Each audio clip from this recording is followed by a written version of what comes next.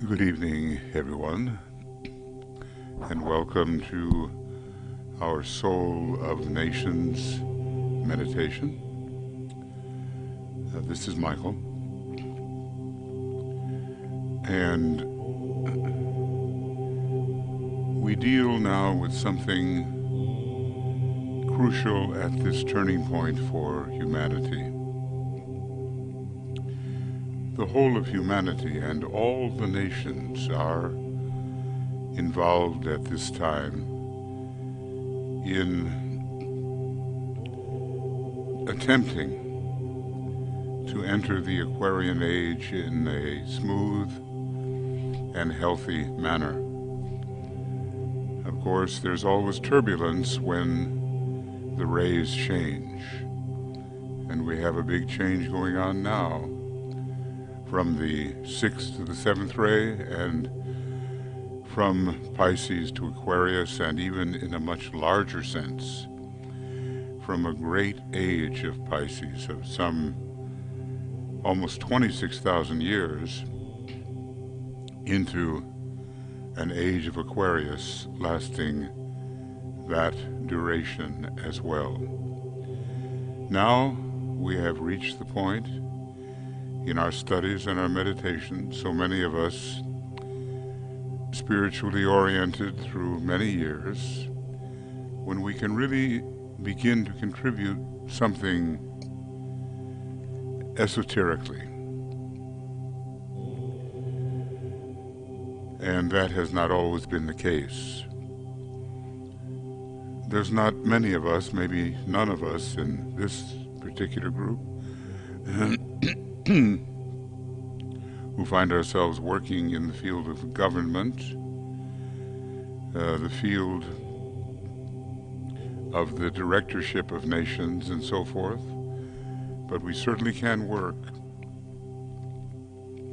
at building the causal body of our nation.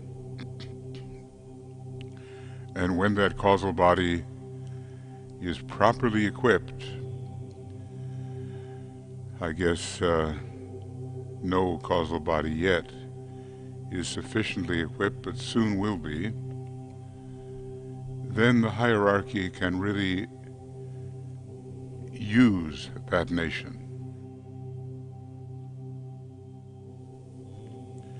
and work at bringing the divine plan slowly into manifestation.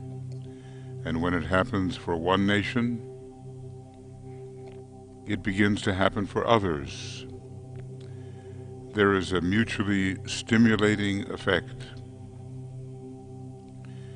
and the unification of humanity, now possible and so long desired,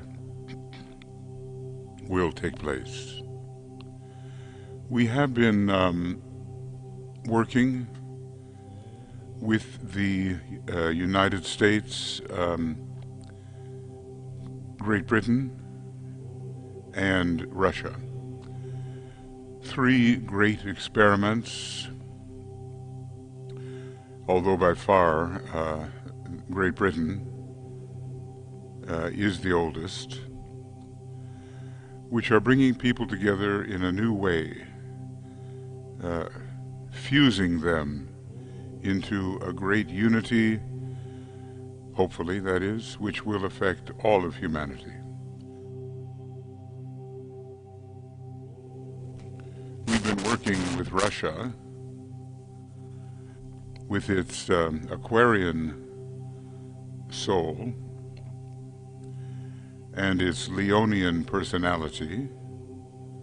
DK has not filled in the indirect influences as he did for the US and for Great Britain, but we can get the idea. It's the only really extensive and powerful 7th ray soul nation, Russia. And I suppose it gives its stamp to the entire Russian Federation.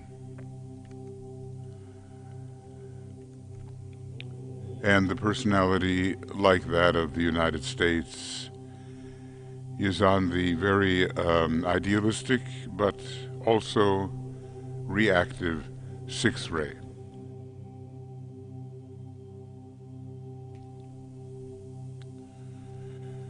So that's the energy that has to be tamed, and that is the energy that moves in a materialistic direction, as it does in the US, and both Spain and Italy likewise have the powerful sixth ray, but in their soul nature. So maybe the expression will be more in line with the plan. In the case of the USA and Russia, it's really a liability because the sixth ray is going out of incarnation.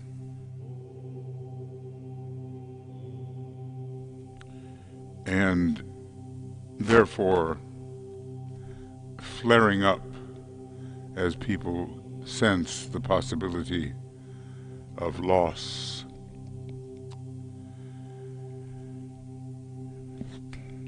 Loss of their former way of life. But beautiful things will be coming out of Russia and out of all of these nations, and hopefully especially out of the three guiding nations at this time. And we'll read a little here on page 85 at the end.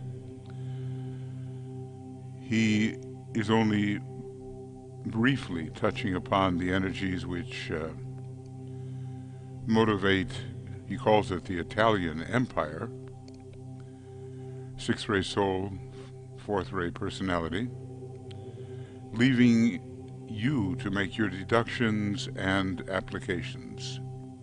And then about Russia, her two ruling, here it is. Russia is as yet embryonic, and her part lies more in the east than in the west, provided she follows indicated lines. And notice he's using the feminine, where we don't refer to Russia as the fatherland. It was referred to more as the motherland, and Mother Russia was the way it was called. Her two ruling signs are Aquarius and Leo, and her real function in the comity of nations lies far ahead when the Aquarian energy is flourishing and the Leo control of the Russian personality has been offset. And that would apply also to France. Both powerful nations with the Leo personality. The planets which primarily influence Russia are the Sun, second ray, and I suppose from an indirect point of view, we would say the Sun veiling Jupiter, the Sun veiling Neptune, the Sun veiling Uranus. And it's hard not to think of Vulcan with the hammer and the sickle being sort of a Vulcanian Saturnian symbol, which has to do with the worker, the proletariat, which the revolution in Russia attempted to bring to the forefront. This, of course, is against its earlier czarist tendencies, the monarchic tendency, the dominating tendency. But those would be indirect influences. The heavy labor of Uranus and Saturn, exemplified by the Russian worker, the idea of opportunity, offered at least as a slogan in communism, from each according to his ability, to each according to his need. Then, with regard to the Aquarian soul nature and its seventh ray nature, we have Uranus as the initial ruler and also as a ruler veiled by the moon. Again, interestingly, there is Uranus, Neptune, and Vulcan veiled by the moon. So Vulcan has a double emphasis, Uranus a double emphasis, the Neptune, the great mysticism and religious exaltation of Russia, a double emphasis, veiled by the sun, veiled by the moon. And then esoterically, opportunity again, Jupiter. It's hinted that the sun veils Jupiter in Leo, and Jupiter is the esoteric ruler of Aquarius, the soul sign. So there is, at least in the idea, there was a great revolutionary hope. Obviously, evil, or almost evil anyway, idealists took charge, and to exalt their own power, they promoted a rigid system, oppressive, with a kind of discounting of excellence. The mass rose to prominence, and the people who were truly outstanding, they were curtailed. But Jupiter offers the possibility of opportunity. And again, tells us about the New World religion and certain experiments in education, a certain kind of benevolence which will emerge later from Russia.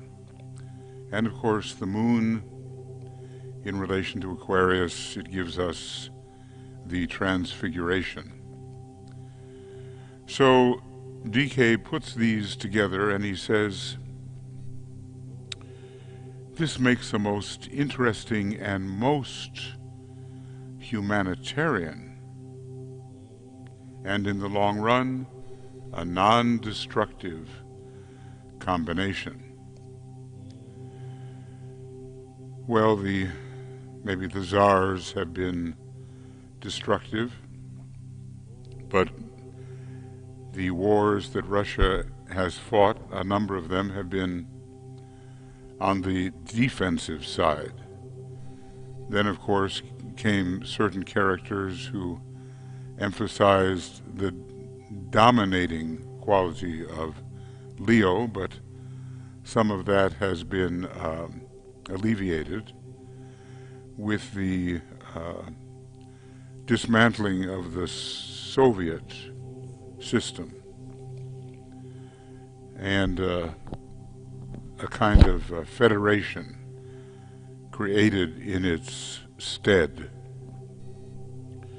At present, the intensely individualistic Leo force, in its worst aspect, is dominating. And this, of course, was under Stalin, who had maybe his virtues and certainly his liabilities. And, another one of those disciples of Shambhala for whom the eradication of many human forms poses no problem of conscience. But this Leo force, he's telling us, will not last, as history will eventually prove. So he sees ahead into the Aquarian age, and the very tangible, powerful presence of Aquarius will emerge. The noisy, cruel child can turn into a controlled humanitarian in adult life. I guess this is how he saw it 75 years ago or so. And the influences potent in the Russian horoscope indicate this. The second ray and the seventh ray will be two powerful rays during the seventh ray era. The Christ is reappearing with his hierarchy, bringing a tremendous second ray to humanity, and a change in the religious approach. Russia will be deeply involved with that, with her deeply religious spirit, and Uranus will magically transform the nation and prove a ameliorating influence for all of humanity, bringing it all under regulation and a better archetypal expression. So as DK said, a non-destructive combination which is most humanitarian.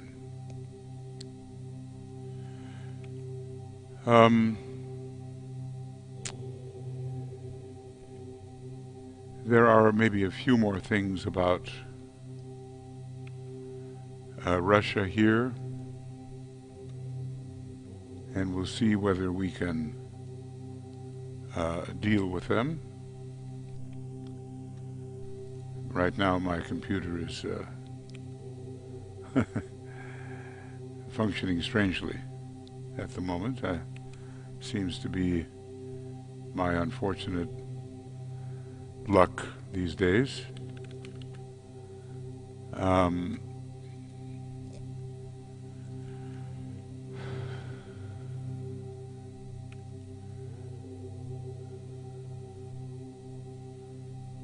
And here it tells us, just picking up a few things, that Russia is driven by the seventh ray soul towards an imposition of an enforced ceremonial of ordered rhythms, leading to an idealized sixth ray order and a community of interests. Because of this, and because of the enforced work that's Vulcan Saturn, some forces are present and active in Russia which need most careful handling by the spiritual hierarchy of our planet. These forces working in Russia are concerned with the magic of form, whereas pure white magic is concerned only with the soul or with the subjective aspect, as it conditions the objective.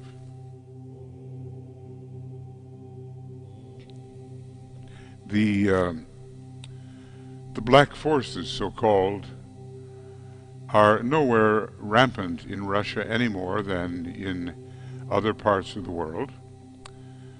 But the Russian reaction and attitude to enforced rule and order has in it more of the magical seventh ray influence than in the case of other countries.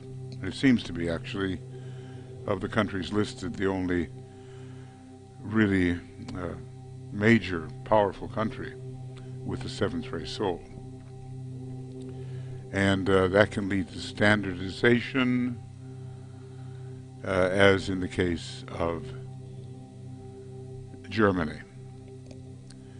We have to see that there will be seventh ray connected with Germany through Aries and through Uranus, the hierarchical ruler of Aries.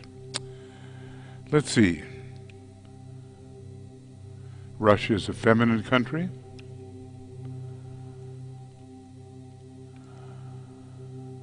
We read this one last time, and it's an important paragraph on page 61. It will be an exponent of true religion, and there will emerge, it looks like, an initiate for whom the Russians have been looking and who will be the justification of an ancient prophecy.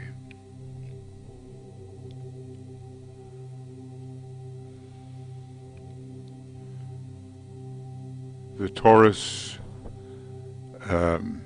light ruling the soul of Moscow, and again Aquarius emphasized, tremendous Aquarian emphasis through the soul sign, through the rulership of the moon, through the sun veiling Uranus, and here through the personality sign of the major city. Plenty of Aquarius to play with in inducing brotherhood. And this is the one we just read.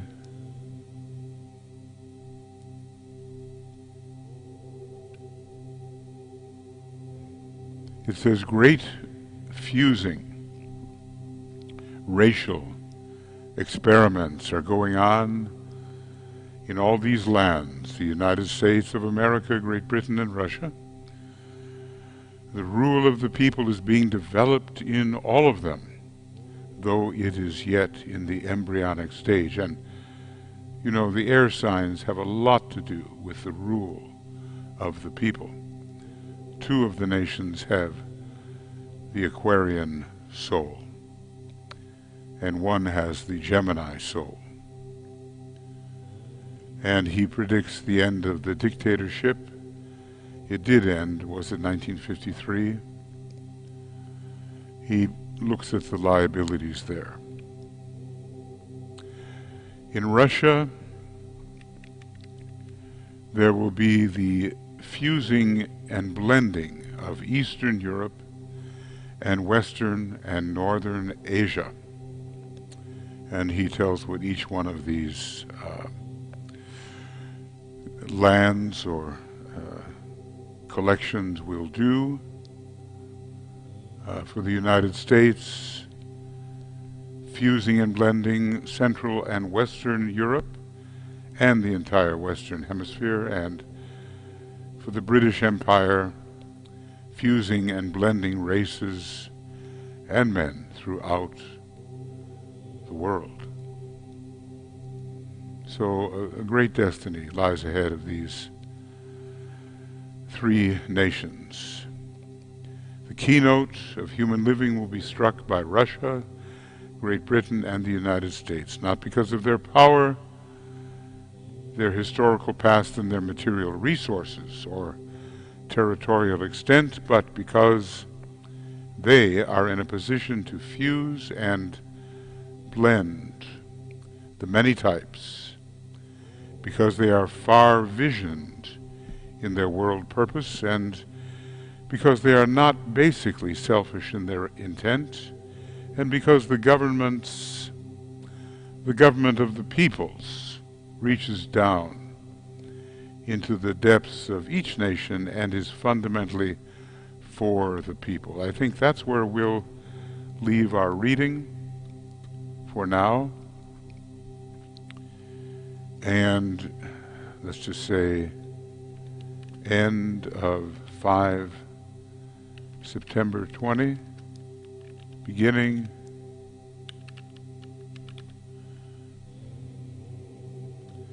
we'll see in a second here. 12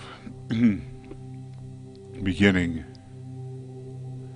12 September 20 in the morning session. Okay, much to think about here, and a very promising possibility, even though written 75 years ago, or somewhere between 70 and 75 years ago.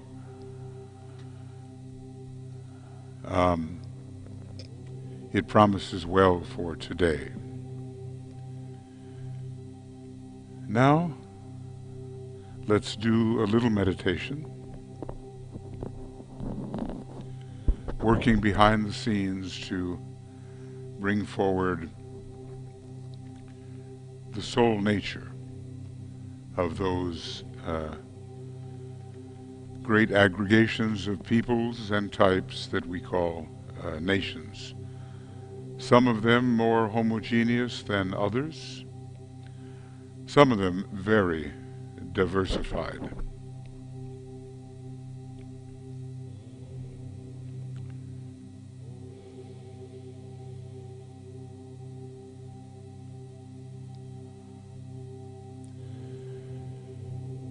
And we think of our particular nation.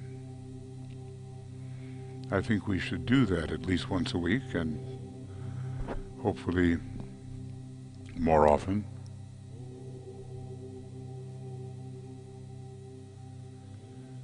What is the motto?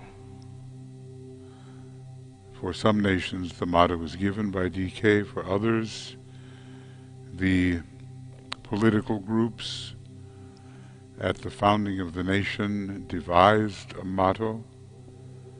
Some are indicative, some not especially so. What do we think are the major guiding energies of our nation? Just meditate and summarize them for yourselves. Soul ray, personality ray, soul sign, personality sign. Any indirect influences coming from the planetary rulers of the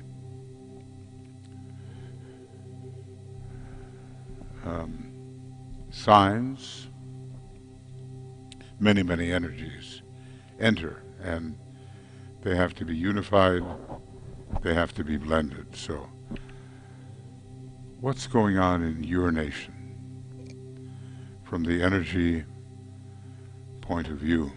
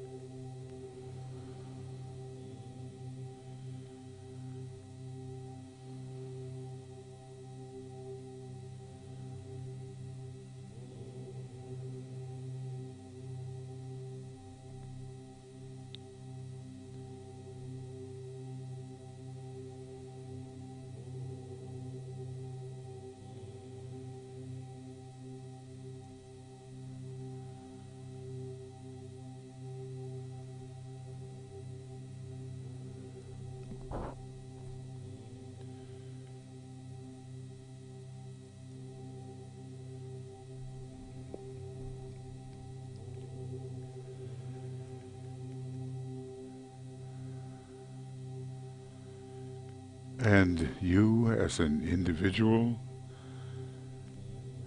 within maybe certain groups through which you work, what are you individually and the groups in which you are participating, what are they contributing to the emergence first of the soul of your nation? Let's consider that. What are they contributing? And you yourself individually?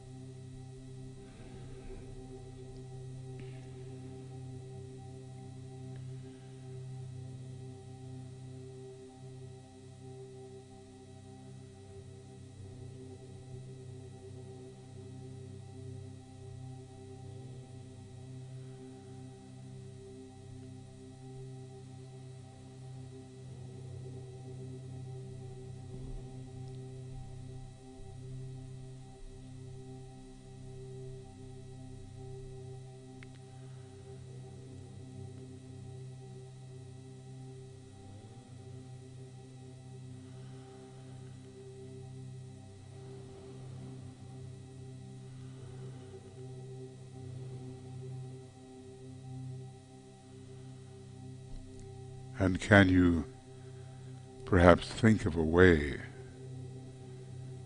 that you individually and the groups or groups of which you are a part can enhance that contribution that you are making to the emerging soul of your nation?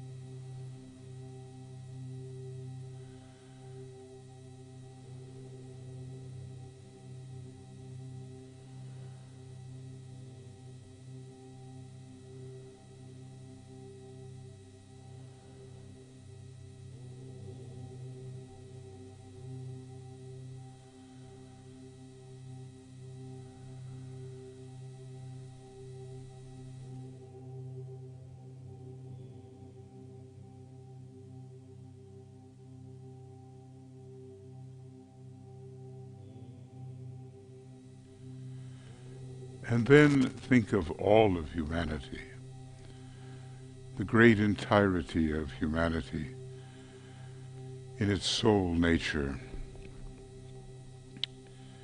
What are you giving to the emergence of the soul of humanity,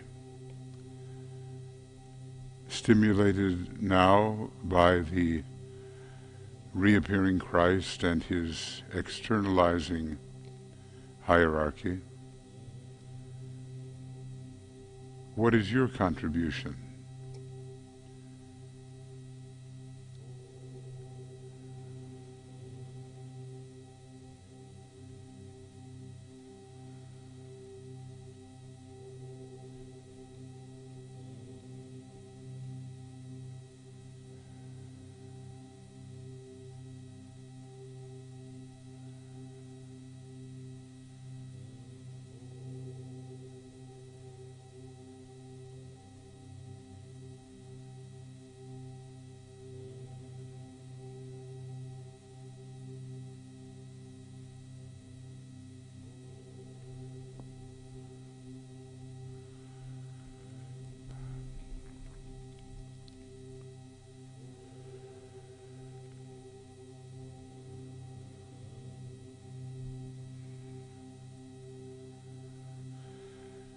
we realize that all of this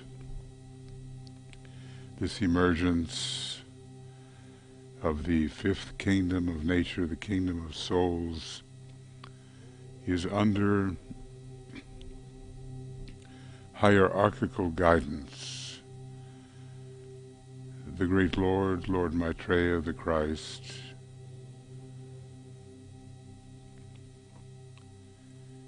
is directing and inspiring the process.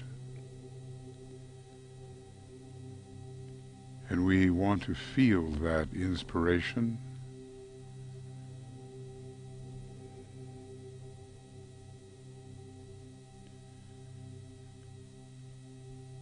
and to realize that every time we work at bringing a little part of the divine plan forward into expression, we are serving the will of the Christ, who is serving the will of the Father in heaven,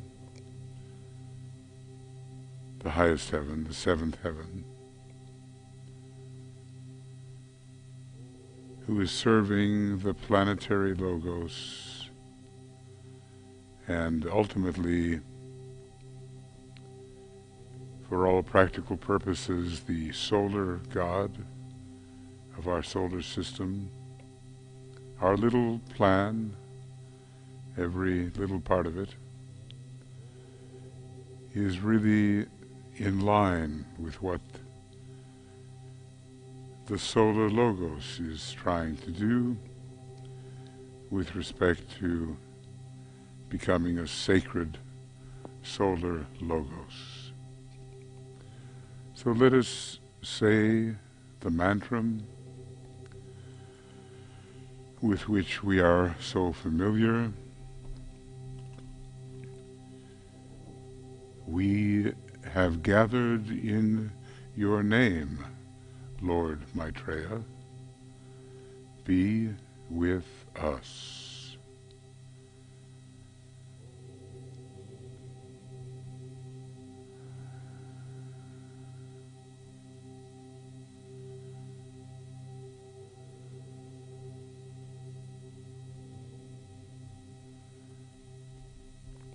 How can he be with us? I used to wonder when a young person, and still subject to many illusions. But he can. He is the great pervading presence of love on our planet. We have, of course, a great challenge in the virus that has become a global pandemic. These are stressful times. People are worried,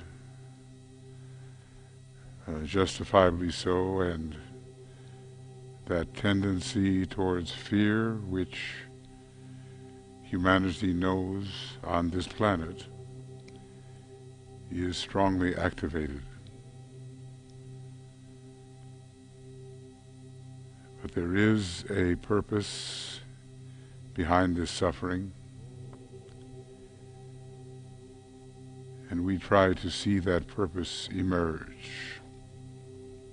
Unity, cooperation, sharing, peace, the cleanliness which brings us near to godliness,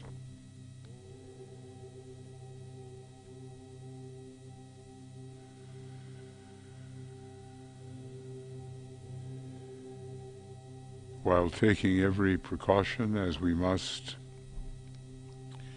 so that our effectiveness is not reduced or curtailed. We look forward toward the results of a more lighted, more loving humanity, a more sacrificial humanity.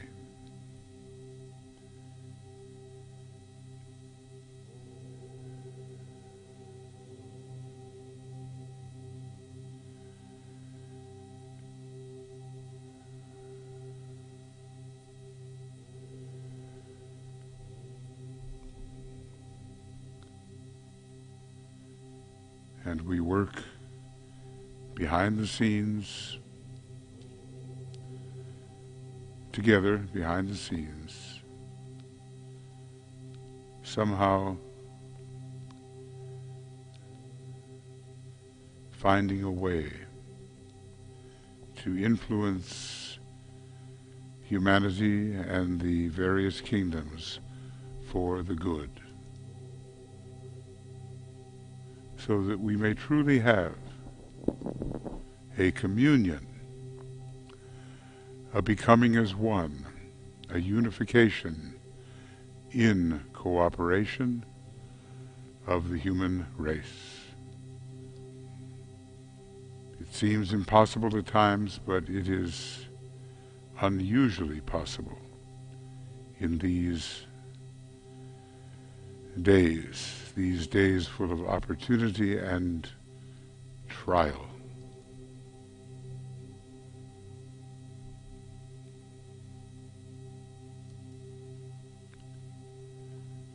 Let us say together the mantram of unification,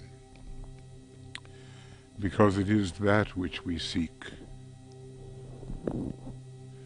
The unification in the spirit of goodwill, which is love in action. Intelligent goodwill, love in action.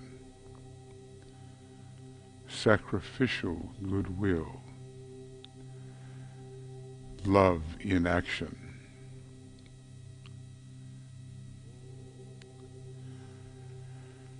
The sons of men are one, and I am one with them.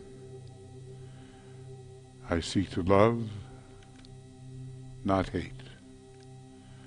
I seek to serve, and not exact due service. I seek to heal, not hurt. Let pain bring due reward of light and love.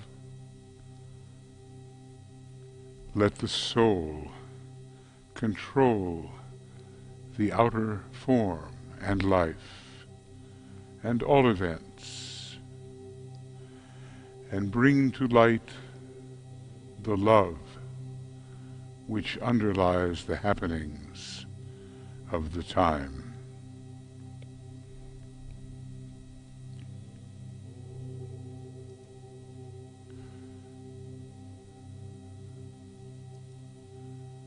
Let vision come and insight.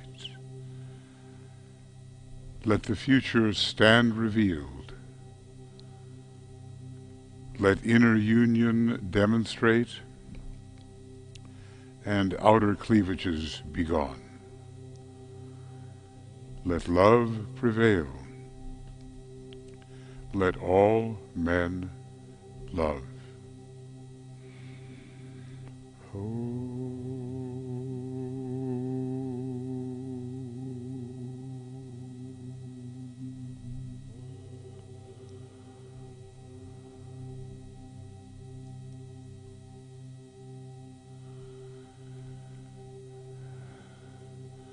And may the great Lord, the Christ, pervade, infuse every aspect of human living, every aspect of the various kingdoms of nature, every part of our little planet, bringing about that which has been hoped for so many millions, actually, millions of years. This is the crossing point into the fifth kingdom of nature, the kingdom of souls. A great initiation took place long ago at individualization, and humanity was created on this planet.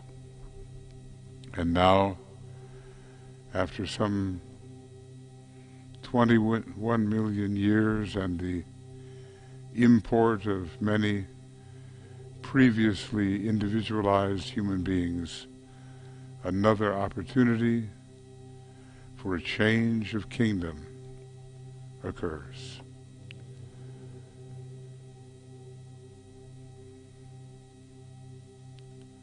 So we are on the cusp of entering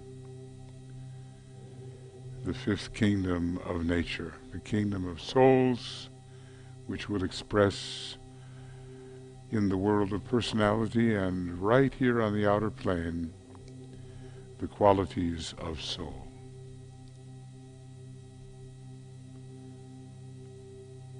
We'll keep our flame burning and hold the earth in the sense of becoming a sacred planet.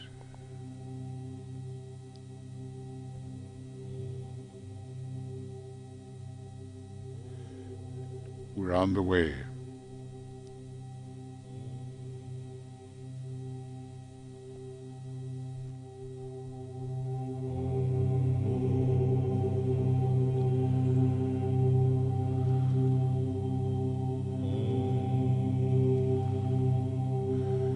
Friends, we will close with the first of the great invocations.